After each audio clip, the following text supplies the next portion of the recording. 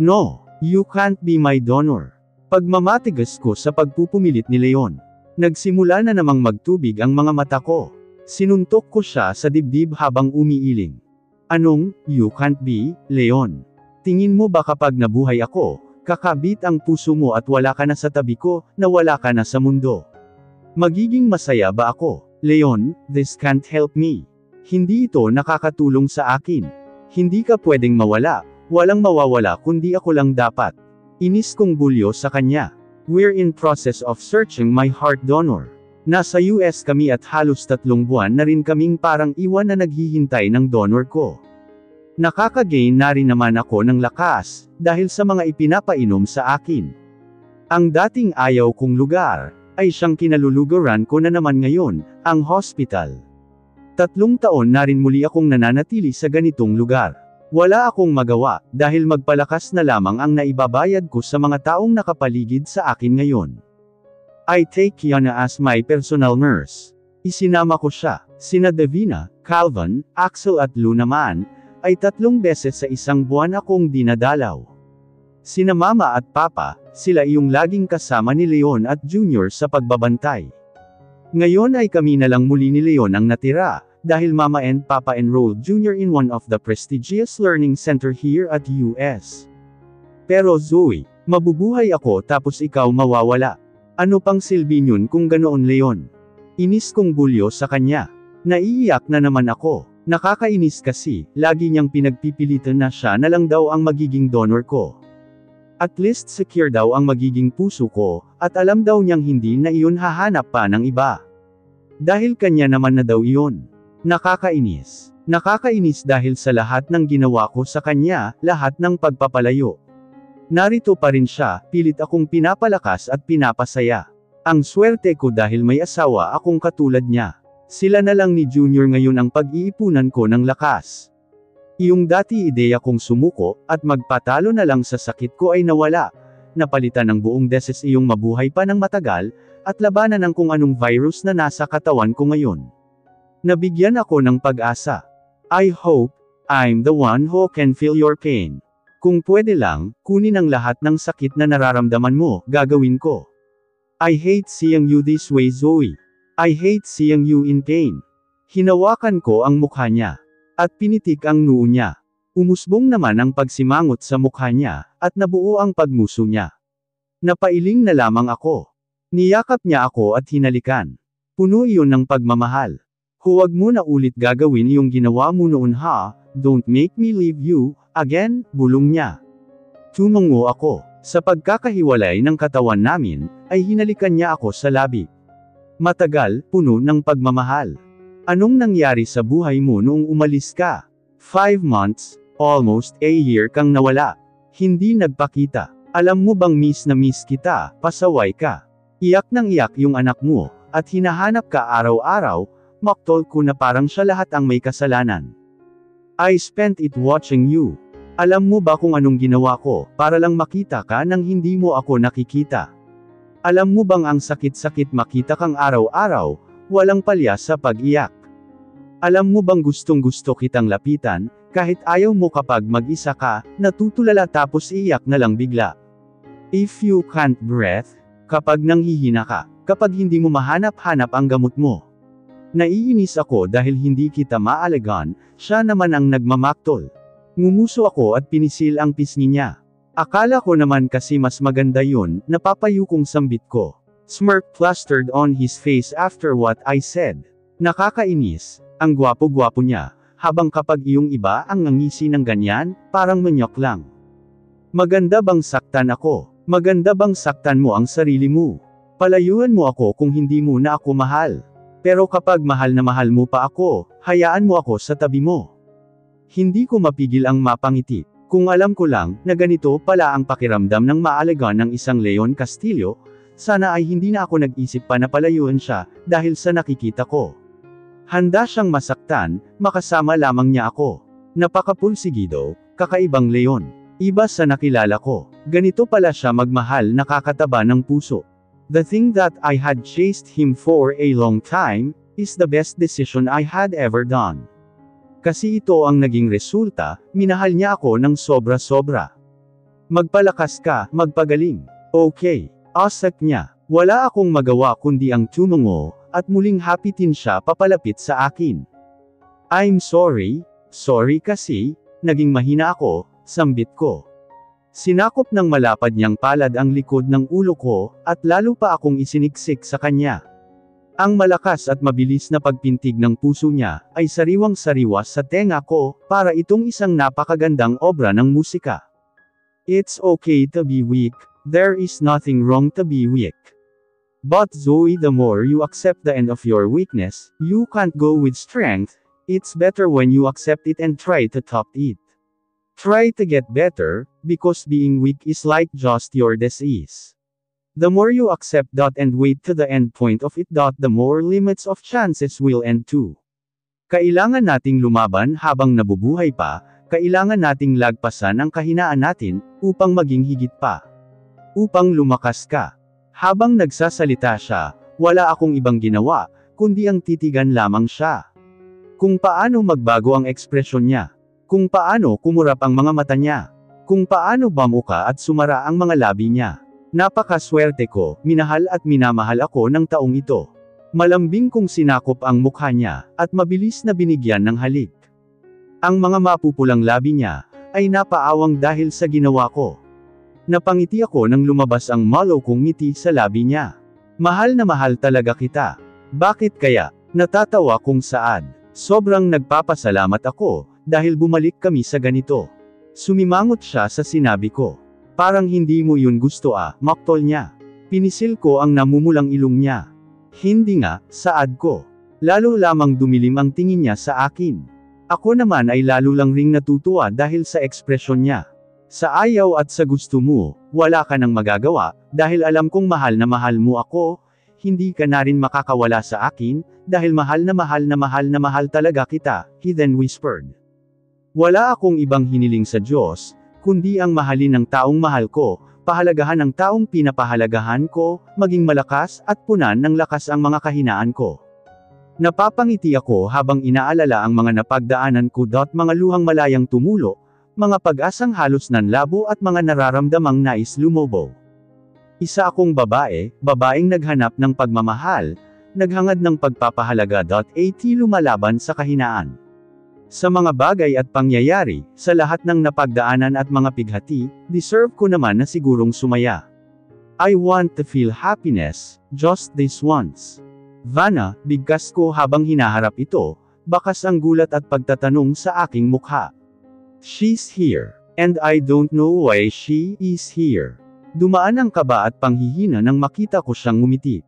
Ngiting nagdudulot ng kakaibang damdamin. You look so messed, she blurted. Wala akong ibang nagawa, kundi ang titigan siya sa mapagtanong na mga mata. Tinaasan niya ako ng kilay, at pinasadahan ang aking kabuuan. Karma is a witch. Look, who got it? Muli ay sambit niya. Patukoy ito sa akin, alam ko. Kung dati-rati, wala siyang laban sa akin. Kung dati-rati, iiyak na lang siya kapag nakakaharap ako. Dati, wala siyang alam gawin kundi ang magpakumbaba, ngayon ay ibang-iba na. Pagkat, wala na akong laban sa kanya. Alam niya at nakikita niya kung gaano na ako kahina. She is Vanna, our innocent Vanna. Ang kaibigan naming inosente sa lahat ng bagay, mabait sa kahit sino, at mahina kong titingnan. Noon ay kinakaya-kaya ko siya, ngayon ay ako na ang kinakaya-kaya niya. I have suffered for a very long time, this time, you should too. Matagal ang karma mo, pero masyadong delikado, saad niyang muli. Napapailing siyang napapangiti, habang madilim na nakatitig sa akin ang kanyang mga mata. Anong ginagawa mo rito, Vanna? Halos pabulong at paos kong tanong. Sa dami ng mga nasabi niya, iyon lamang ang napagtanto kong itanong sa kanya.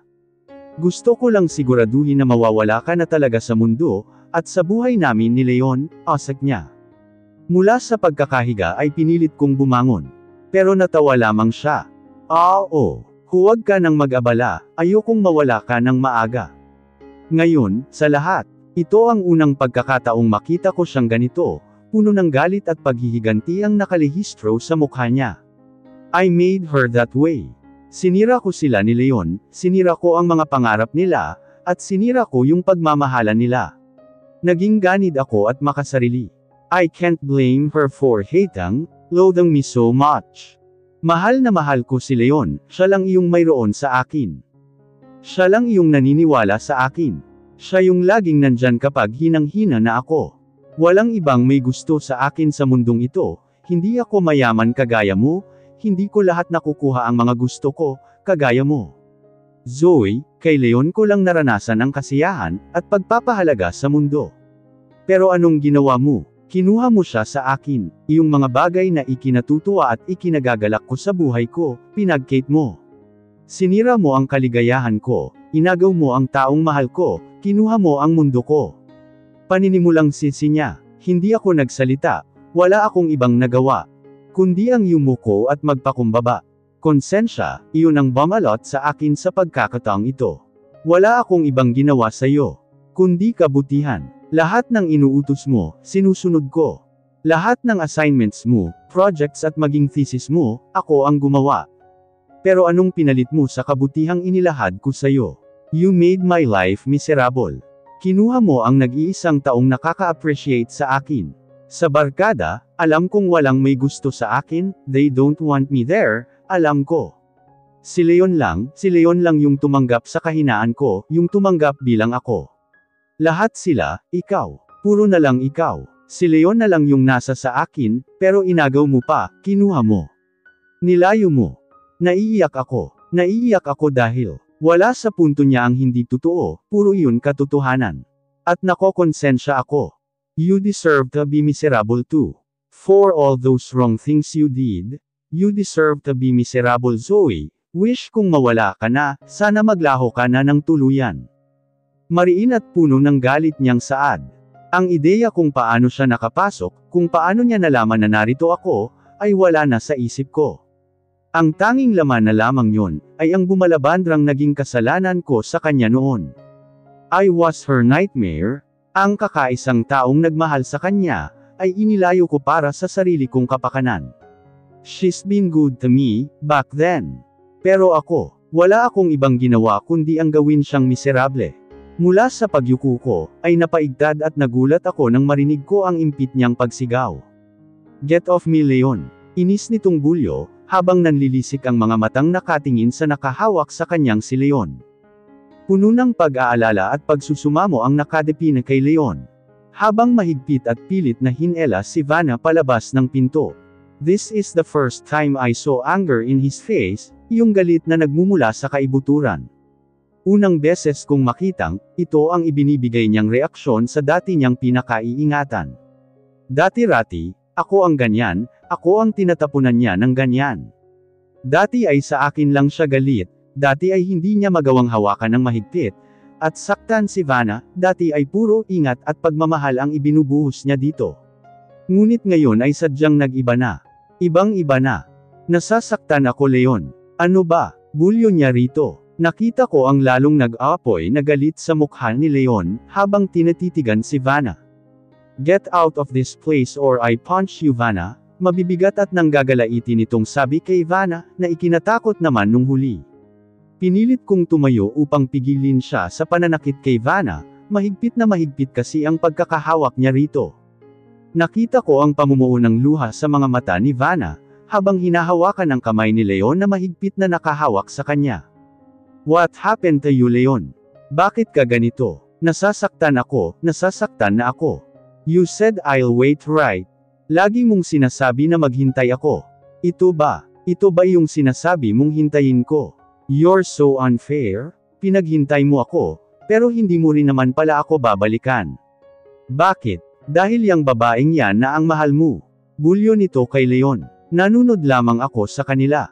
Ang nag-aapoy na galit sa mukha ni Leon, ay naging kalmado. Binitiwan niya ang hawak kay Vanna at tinitigan ako. Tinanguan ko siya at minitian. Oo, sagot niya habang sa akin nakatingin. Tumulo ang luha ko, dahil sa bigat ng sitwasyon. I'm sorry for making you wait, pasensya na kung pinaghintay kita sa wala. Mahal ko na kasi siya, mahal ko na kasi siya Vanna.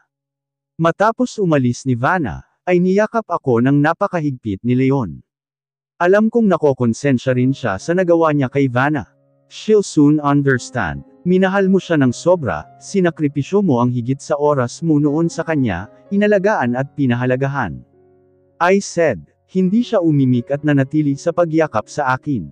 Inalo ko siya gamit ang pahaplo sa kanyang malamyos na buhok. I'm sorry. Ang sabi kong muli. Pasensya na, ako ang dahilan kung bakit napakakomplikado na. Naiiyak ko na namang sambit. Sana hanggang ngayon kayo pa. Namamaos kong bulong sa kanya. Naramdaman ko ang pamumuo ng basa sa balikat ko, at pagyugyug ng katawan niya, habang yakap-yakap ako.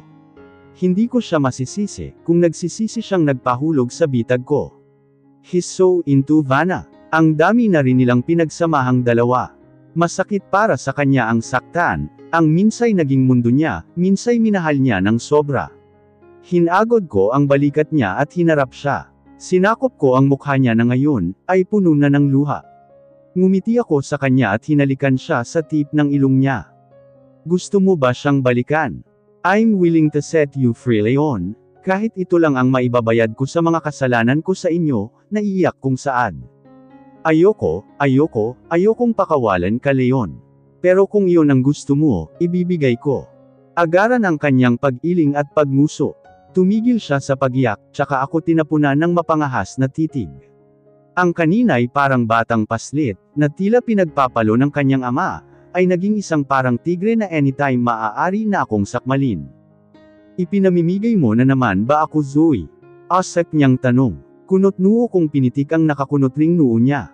Nagtatanong ako, kung oo ang isasagot mo edi oo, ipamimigay nga kita. Pero kung gusto mong manatili sa akin, iyon ay mas ikasasaya ko pa. You know, Leon, I have done a lot of wrong things to the both of you. Gusto ko namang bumawi. Nakokonsensya kasi ako, dahil ang daming sana na nasayang ng dahil sa akin, walang pag-alinlangan kong sabi. Lalo ko lamang siyang ginalit dahil ang tigreng nakadepina sa kanya kanina, ay naging malamay sungay na. Sumimangot ako at lumayo sa kanya, nag-ugat ang sikip mula sa dibdib ko, at namumuo ang mga luha sa aking mga mata. Pagkuwan ay humikbi na ako. Nakita ko, panimula ko habang hawak-hawak ang dibdib ko. Nakita ko kung paano mo isinakripisyo ang lahat sa'yo, para lang kay Vanna. Nakita ko kung paano umusbong ang pagmamahal sa'yo, kapag nasa tabi mo siya. Nabangan ko kung gaano ka kasaya noong sinagot ka niya. Yung bawat taon na kayo pa, yung mga ngiti mo habang may hawak na mga lobong hugis puso dot mga anniversaries nyo na hindi mo kayang palagpasin na walang pasepresa, Leon, mahal na mahal mo siya eh. Hindi siya nagsalita, nanatili lang siya nakatitig sa akin, ngunit ang galit sa mukha niya, ay nanlambot na, tanging pagnanais na lamang ang nakikita ko mula roon. Pumikit siya ng mariin, bago ako lapitan at patikan ng matagal ngunit may ritmong halik, ramdam ko ang pananibik, pag-ibig. Minahal ko siya, mahal kita, magkaiba iyon, paus niyang sambit. Kung papapiliin mo ako, bukas at sa susunod pa, iisa lang ang isasagot ko. Ikaw ang mahal ko. Namumula ang ilong niya, at maging halos ang mukha niya. Bakit kasi ang puti-puti niya, bilis tuloy mamula ng lahat sa kanya. Mamula ng lahat sa kanya. Jeez, huwag maalay. Nagsisisi ka bang hinabol-habol mo ako noon? Puno ng emosyon niyang tanong, seryoso. Agaran ang pag-iling ko at pagkibot-kibot ng labi ko. That was the best thing I had ever done, my entire life, Leon, sagot ko. Then why are you up for setting me free? Ngumiti ako, hindi ko iyon gusto, Leon. Iyon lang sana dapat ang nararapat. Ipilit man natin, wala na akong ikagagaling. Araw-araw. Nanghihina ako. Gusto ko lang maging masaya ka, kahit may iwan na kita. Wala, basta mahal na mahal kita, iyon na lamang ang naisagot ko. Niyakap ko siyang muli at hinalikan sa labi. Lahat ng sa kanya mamimiss ko, sana ay kaya ko pang magtagal, upang magawa ko pa rin ang lahat ng ito sa kanya. Kailangan ni Junior ng ina. Sambit niya. Tumango ako at nginitian siya, kaya nga dapat habang maaga, makahanap ka na ng ipapalit ko. Kailangan ko ng asawa, muli ay naisatinig niya. Buong lakas niyang ginagap ang kamay ko. Malakas ngunit maingat. I know what you're thinking. You want me to be on Vanna. Habang maaga pa, gusto mo akong mapunta kay Vanna, dahil alam mong wala ka ng pag-asa pang mabuhay ng matagal. No, asak niya. Paulit-ulit siyang umiling, puno ng pagsusumamo ang kanyang mga mata. Zoe, no, everything's gonna be alright, okay. Walang Vanna ang magsisilbing ina at asawa sa amin ni Junior. Walang iba, it's just you Zoe. Ikaw lang, gagaling ka. Sa huling sinabi niya ay tumulo ang mga luha niya. Umiiyak na naman ang asawa ko, at ako na naman ang dahilan ng pag-iyak nito. Just for once, lumaban ka. Lumaban ka naman ulit para sa amin ng anak mo Zoe, asak niya. Matapang ka, malakas ka, hindi ka sumusuko sa laban diba? Nasaan na iyon Zoe na puno ng determinasyon, at pag-asa sa buhay? Simula nang magkasakit ako, ngayon ko lang nakita ang nanghihina, at nagsusumamong mga mata ni Leon. Nakikiusap ang mga iyon na huwag ko silang iwan. You'll get over with that virus inside you, with that disease. Like when you made me get over with Vanna, and made me love you. Zoe, I never been this hurt in my entire existence. Ngayon lang dahil nakikita ko kung gaano ka nasasaktan, kung gaano ka nanghihina. Gusto kong ako na lang, sana ako na lang ang makaramdam ng sakit na yan. Pero Zoe, I just wish you to be a warrior this time. I hope you to be my soldier. We need you to be a fighter. Please.